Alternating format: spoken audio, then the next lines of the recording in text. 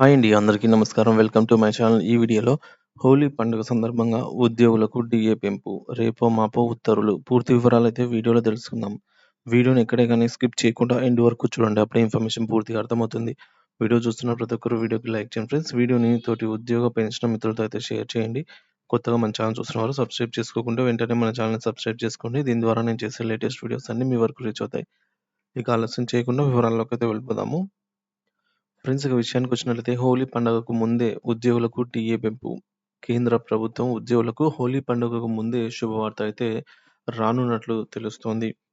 విశ్వసనీయ వర్గాల సమాచారం మేరకు కేంద్ర ప్రభుత్వం త్వరలోనే ఉద్యోగుల డిఎన్ఎస్ అలవెన్స్ పెంపు ప్రకటించే అవకాశం ఉందని తెలుస్తోంది. ఈ పెంపుతో దేశవ్యాప్తంగా సుమారు 1,00,00,000 మంది కేంద్ర ప్రభుత్వ ఉద్యోగులు, పెన్షనర్లు లబ్ధి పొందుతున్నారు. డిఏ పెంపు. కేంద్ర ప్రభుత్వం ప్రతి సంవత్సరం 2 సార్లు డిఏ పెంపుపై సమీక్ష నిర్వహిస్తుంది. ఒకసారి జనవరిలో, మరొకసారి జూలైలో దీనిపై నిర్ణయం తీసుకుంటుంది. సాధారణంగా జనవరి నెలకు సంబంధించిన డిఏ పెంపు ప్రకటనను మార్చి నెలలో హోలీ పండుగకు ముందు విడుదల చేస్తారు. ఇదే విధంగా జూలై నెలకు సంబంధించి డిఏ పెంపు ప్రకటన అక్టోబర్ లేదా నవంబర్‌లో దీపావళి సందర్భంగా ఆ సమయానికైతే ప్రకటిస్తారు. సో, డిఏ పెంపు నిర్ణయం లేబర్ బ్యూరో విడుదల చేసే all India consumer price index AICPI data ఆధారంగా తీసుకుంటారు.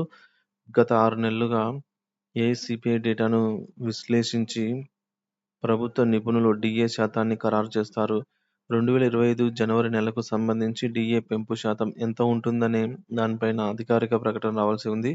అయితే ప్రస్తుత పరిస్థితులను బట్టి చూస్తే ఈ పెంపుతో ఉద్యోగులకు గణనీయమైన ప్రయోజనం కలగనుందని విశ్లేషకులు అంచనా వేస్తున్నారు. మరి రాష్ట్రాల పరిస్థితి? కేంద్ర ప్రభుత్వ ఉద్యోగులకు డిఏ పెంపు కల్పించబడుతున్నప్పటికీ తెలంగాణలో మాత్రం పరిస్థితి భిన్నంగా ఉంది. రాష్ట్రంలోని ఉద్యోగులకు ఇప్పటికీ 5 డిఏలు పెండింగ్‌లో ఉన్నట్లు తెలుస్తుంది.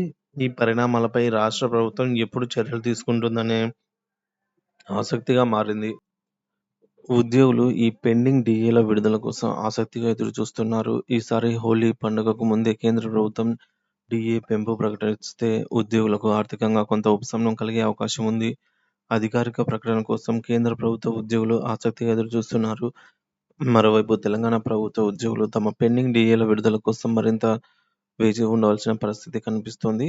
అదేవిధంగా ఏపీ ప్రభుత్వ ఉద్యోగ పెన్షనర్లకి కూడా కేంద్రం ఈ డిఏని ప్రకటించినట్లయితే మొత్తం 3 డిఏలు పెండింగ్ అవుతాయి.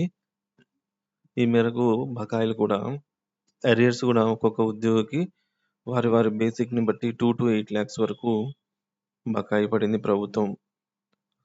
ఈ 3 డిఏలలో ఒక డిఏనైనా ప్రకటించాలి ఈ యొక్క ఉగాది సందర్భంగా అని చెప్పేసి ఉద్యోగ పెన్షనర్లు కోరుతున్నారనమాట. ఉద్యోగ పెన్షన్‌ల తాజా సమాచారం కోసం మన ఛానల్ సబ్స్క్రైబ్ చేసుకొని అప్డేట్స్ అయితే ఫాలో అవుతుండండి. Thank you for watching this video.